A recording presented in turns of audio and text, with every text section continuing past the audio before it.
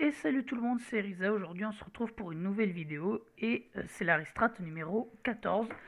Voilà, petite Restrat 14. Et comme vous avez dû le voir dans le titre, hein, et vous le voyez sûrement à la team, on change un peu de tiers, hein, on change de l'overuse. Hein, les 3 dernières Restrat étaient sur de l'overuse. Et là on passe en monotype. Voilà, monotype. Donc comme vous pouvez le voir à la team, hein, on va jouer une mono dark. Je précise juste que la team et les matchs que vous allez voir, elle a été build par moi, Itran et The Blackstrat, et les matchs ont été joués par moi, Itran et The Blackstrat. Je vais aussi préciser autre chose, hein, il faut savoir qu'en monotype, il y a des Pokémon qui sont Uber qui sont jouables en monotype. Notamment, bah, vous voyez, hein, nous on joue un Urshifu Dark, hein, qui a été banni de l'Overuse. Il faut savoir qu'en monotype, il est jouable. Comme Cinderace est jouable dans les mono-feu, Darmanitan Galar dans les mono-glace, Dracovish dans les mono-eau et Dragon. Et ensuite, il y a un dernier, voilà, Spectrier qui est jouable dans les mono Ghost. Et du coup, Urshifu qui est jouable dans les mono Dark et Fight. Et vu qu'on joue mono Dark, bah, autant le jouer, hein, c'est un Pokémon de beurre, il est forcément très fort. Et comme vous voyez, en plus, on n'a pas pris n'importe quel set, hein, le set qui tape très fort, le set Choice Band, hein, avec son Wicked Blow, hein, qui crie tout le temps, son gros close combat, son Poison Jab, hein, tout simplement pour être fort contre les types fées, hein, parce que Mono Dark c'est faible face principalement fées, combat et insectes, et donc il faut bien des choses pour les gérer. Et enfin derrière on a le U-Turn, hein, c'est pour le momentum. Ensuite, dans la team, on a un crocodile. Comme vous voyez, Focus H, hein, normalement, c'était un espèce de suicide lead. Donc, comme vous voyez, on le joue full attaque et speed, hein, avec les rocs, Earthquake, Toxic et Taunt. Donc, il est fait pour être envoyé en lead. Après, il n'est pas obligé d'être mort direct, hein, parce que le crocodile est type sol. Donc, il peut être utile, notamment avec son Earthquake, contre les monos acier. Et voilà, c'est notre poseur de rock de la team. Derrière, on a un Bichard. Alors, Bichard, ben voilà, déjà, ben, il a une neutralité fait, donc très fort, hein, surtout sur les potentiels Play Ross, désolé pour mon anglais absolument ignoble, parce que voilà, ça a quand même un bon bulk défensif. Et après, sinon, c'est le set classique, un Black Glasses, SD Ironhead, Knockoff, Sucker Punch, Adamant. Derrière, on a un Hydreigon Scarf, donc Dracometer, Dark Pulse, Fire Blast, U-Turn. Full speed attack, full speed. Juste, pourquoi par exemple on joue Fire Blast plutôt que Flash Cannon, hein, notamment on pourrait jouer Flash Cannon pour gérer les potentiels type fée. C'est tout simplement pour être plus fort sur les monos acier, les monos plantes et aussi sur les monos insectes, hein, comme j'ai dit tout à l'heure, hein, on est faible à l'insecte donc c'est pas mal d'avoir ça. Ensuite, derrière, on a un Spiritomb avec une spread particulière. Alors, elle est facile, hein. Elle n'a pas été prise quelque part, hein, juste la spread, c'était pour que. Enfin, full HP. Et ensuite, on a juste égalisé, hein, comme vous voyez, 298 en def et SPDF. On le joue avec les leftos. Comme vous voyez, on le joue avec un set qui peut se placer, hein, donc il peut. Alors, Sweeper, hein, c'est un Spiritomb, bah, on se calme, hein, mais voilà, il peut se placer pour faire des Shadow Ball. Will-O-Wisp pour burn, hein, et baisser l'attaque de certaines choses, et Pain Split pour pouvoir se heal, hein, parce que c'est important, et surtout un Spiritomb très fort parce que c'est notre immunité combat de la team, et donc il est très important, surtout quand les attaques combat sont très fortes, hein, en monotype, hein, notamment parce que Mono Acier est très joué. Et enfin, dernier, alors lui, voilà, on aurait pu mettre d'autres trucs, on a mis un Morpeko, pour plusieurs raisons. Déjà, il tape assez fort avec la Life Orb. On a une attaque qui peut être potentiellement de type électrique, donc forte face à Mono Eau. Et même hein, si on n'a pas la version électrique, on a Seed Bomb, hein, qui va être forte face à Mono Eau ou face à Mono Ground, face au type sol. Et enfin, avec lui, on peut spin. Vous voyez que les rocks sont pas forcément ignobles pour notre team, mais s'il y a une potentielle 3 rangées de Spike ou des rangées de Toxic Spike, voilà, lui, il peut venir pour spin. Et enfin, on a le parting shot, hein, pour pouvoir gagner du momentum et mettre des drops à l'adversaire. Du coup, suite à ça, je vais vous présenter de suite 3 petits matchs et on est parti. Et du coup, voilà, on est là pour le premier match. Donc, premier match qui va être contre Mono Acier. Hein, donc, Mono Acier, donc voilà, donc un match-up qui est pour nous pas dur, c'est-à-dire qu'il n'y a pas tellement d'avantages l'un sur l'autre. Urshifu peut faire extrêmement le taf, hein, notamment la close combat choice band. Hein, la seule chose qui peut venir dessus, c'est Exagide. On a Crocodile qui peut être assez fort, il n'y a que Celesteela qui le gêne un peu. Et on a aussi le Fire Blast, hein, sur Hydreigon. Donc de suite le petit match. Donc bien sûr on lead sur le Crocodile, on voit qu'il envoie Celesteela. Celesteela compliqué, on peut que le taunt. On voit qu'il a Toxic. Et d'ailleurs, hein, vous allez voir l'adversaire, je pense qu'il était pas très fort, hein, parce que vous allez comprendre assez vite dans la game son set, et vous allez voir que c'est très rigolo. Donc là, il a fait Meteor Beam. Bon, d'accord, pas ouf. Il double switch, hein, donc sur Melmetal, nous on parting shot avec notre barre Peko. Là, on envoie le Crocodile pour Intimidate, hein, vous voyez, on ne meurt pas. Là, il va tout simplement re-switch sur Celesteela, donc nous, anticipation, on fait le petit taunt. On retourne sur Morpeko, lui il est allé sur Aegislash. Là il faut savoir qu'on passe de type Dark, donc notre Aura Will est de type Dark, mais il a le King Shield, donc on pourra pas le gratter. Derrière on repasse de ce type, hein, là on, tout simplement en parting shot. Là on anticipe tout simplement le close combat, parce qu'Aegislash a close combat en 8G, et on va sur Spiritomb, et on a bien fait, hein, parce qu'il l'a fait. Là il envoie Celesteela, alors nous voilà on a placé une CM, c'était peut-être pas le meilleur play. On aurait peut-être dû taper Shadow Ball pour gratter un peu, mais là on anticipe le toxique, on envoie le B-Sharp. On double switch sur Morpeko, bon il a la Lichid. Et là vous voyez son set, un toxique Meteor Beam Lichid, hein, c'est un peu particulier. Et vous verrez sa dernière attaque après, ce set de Celesteela est pas ouf, hein, je trouve. Là on va se faire toxique Crocodile. Et là l'adversaire a décidé d'envoyer Melmetal. Et j'ai pas trop compris le play de l'adversaire, parce que là tout simplement avec Crocodile on tape l'Earthquake qui va bien gratter le Melmetal. Là même Melmetal est weak, on peut envoyer Urshifu. Et on tape le Wicked Plow, hein, qui tue tous les jours et qui couvre le switch sur Exagilde. Là derrière il va envoyer Exagilde un peu incompréhensible, hein, surtout qu'on le one shot, hein, on est Choice Band. Wicked Blow ça fait très mal. Là il va aller sur Magnezone, alors on switch, hein, on pourrait le one shot mais on a peur qu'il soit Scarf. Donc c'est pour ça qu'on va sur Morpeko. D'ailleurs Morpeko qui va faire un petit kill, hein, parce qu'avec la Life Orb il tape quand même assez fort. Le double KO. Là on peut envoyer le Urshifu. Voilà, le Hitran est ballon, donc on le dépasse forcément. On lui fait un gros close combat qui le one shot. Donc là la seule chose qu'on se dit c'est qu'il y a le le Minotaur qui peut être Scarf. Mais comme vous voyez, il se prend pas les hasards, donc il est grosse bot. Et c'est très nul, hein, je ne sais pas, grosse bot escadrille, excusez-moi. Et donc bah, on tape, hein, et on le one shot. Et là, bah, aucun intérêt de switch, hein, on bourrine. L'adversaire va faire Lichid. Et comme vous allez voir, sa dernière attaque, c'est Protect, hein. Alors déjà, il a fait Protect sur Urshifu, hein. Je rappelle que Urshifu, son talent, c'est que ça ignore Protect. Et en plus de ça, le Celestia est mono-attaqueur Meteor Beam. Alors, pour ceux qui sont pas forts en stratégie, vous savez que c'est nul. Pour ceux qui sont forts en stratégie, bon bah, je vous laisse en tirer les conclusions. Et la conclusion, elle est pas ouf, hein, parce que la conclusion, c'est que c'est de la merde.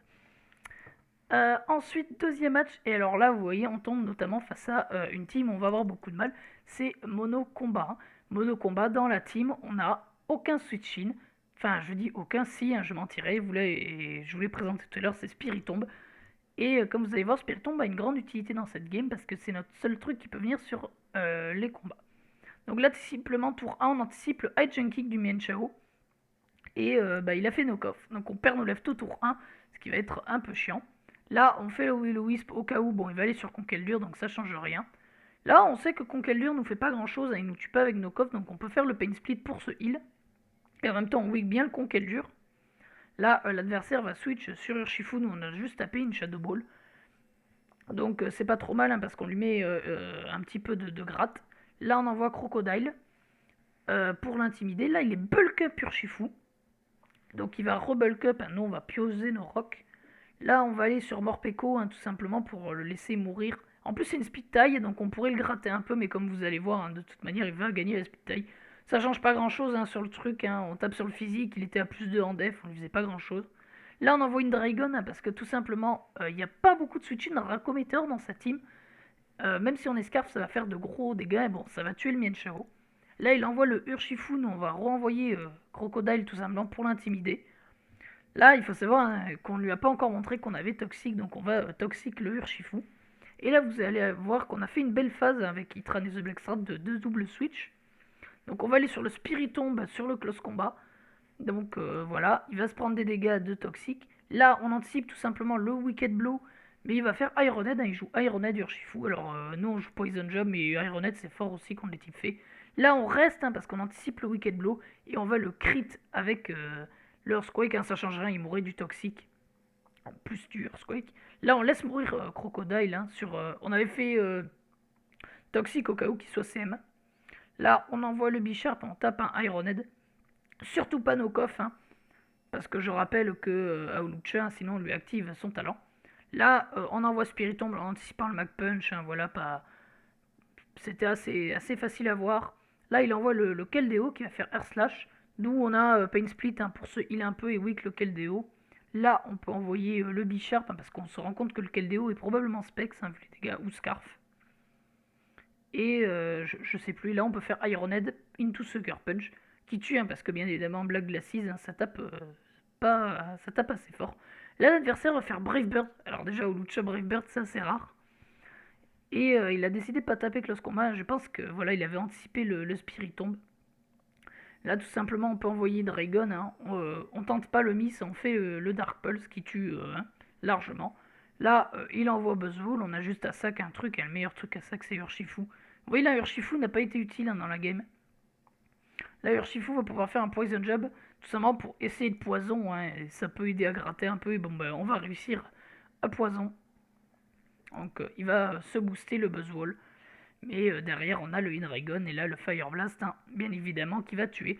Donc vous voyez, hein, la Mono Dark qui est très fort, hein, notamment là, le Spiritomb qui a été très utile. Vous voyez, on a gagné face à un Mono Combat. Et pourtant, c'était pas facile un Mono Combat. C'est quand même quelque chose qui est censé nous défoncer. Et enfin, le dernier match qui va être face à autre chose.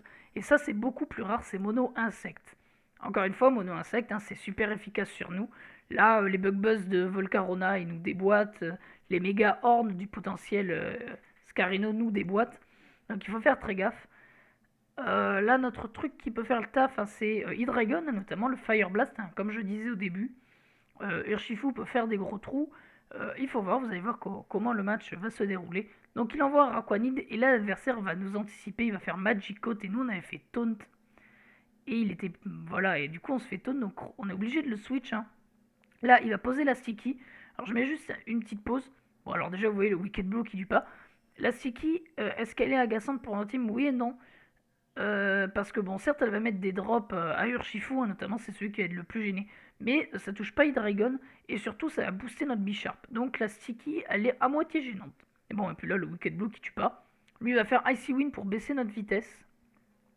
Donc là, on a retapé Wicked Blow, hein, oui, voilà, c'est ça. Donc on a fait quand même des petits dégâts à Buzzwole. Là, on va sur Spiritomb. En plus, il faut savoir qu'on a pression hein, sur Spiritomb, donc il va faire son close combat. Il va perdre 2 PP, ce qui est pas mal. Là, on a double switch sur le Crocodile en anticipant le Heracross. Là, normalement, on tank hein, largement le close combat parce qu'on est focus Sash. Et derrière, on peut poser les rocs hein, face à une mono insecte, c'est assez important. Surtout qu'il a... ça tue le Araquanid. Là, double close combat, bien sûr, lui nous tue. Là, on peut envoyer le Dragon qui a free Fire Blast et lui va envoyer Sizer. Alors, on pense hein, qu'il avait anticipé Draco Meteor. Mais voilà, on a fait Fire Blast, hein, il n'y avait aucune raison. Là, Morpeko, hein, tout simplement, pour le laisser mourir, parce qu'il n'a pas trop d'intérêt là. Vous voyez, là, dans les 2 dernières games, Morpeko, il n'a pas été très utile. Dans la première, un peu plus. Là, on peut envoyer Bisharp, hein, parce que du coup, on one-shot avec Sucker Punch. D'ailleurs, là, hein, pas trop d'anticipation de notre part. Hein, il fallait vraiment... on tente le Sucker Punch. Là, on peut envoyer Spiritomb, tout simplement en anticipant le close combat. C'est ce qu'il va faire. Et d'ailleurs, vous voyez qu'à chaque fois, il switch un Buzzwole. Donc là, on commence à se dire qu'il est peut-être Choice Scarf. Donc là, on fait CM sur le Heracross. Il faut savoir qu'on tank un Mega Horn. Et on a de la chance, il va miss. Et ça, c'est très bien pour nous, parce que ça veut dire qu'on va le tuer. Hein, parce que tout simplement, 2 Megahorns nous tuent, mais pas un. Et là, un petit peu de axe de notre côté. Là, tout simplement, l'adversaire a envoyé Volcarona. Donc nous, on peut tranquillement faire Pain Split hein, pour weak le Volcarona et se heal. Hein, surtout quand il fait 43%, ça c'est très bien. Là derrière, il va refaire une gouvernance et nous, on a fait une CM. Vous allez voir que là, par contre, on n'a pas très bien joué. Là, sur les quelques tours qui vont arriver. Là, il a fait Fairy Dance et nous, on a refait CM. Et en fin de compte, là, on a juste perdu des points de vie pour rien. On aurait dû switch directement sur Urshifu. Là, on envoie Urshifu hein, tout simplement pour le laisser mourir. Et derrière, on peut envoyer Bisharp et refaire le même truc que tout à l'heure. Mais cette fois-ci, vous allez voir que l'adversaire a décidé de pas switch. On a de la chance, on se fait pas Flame Body.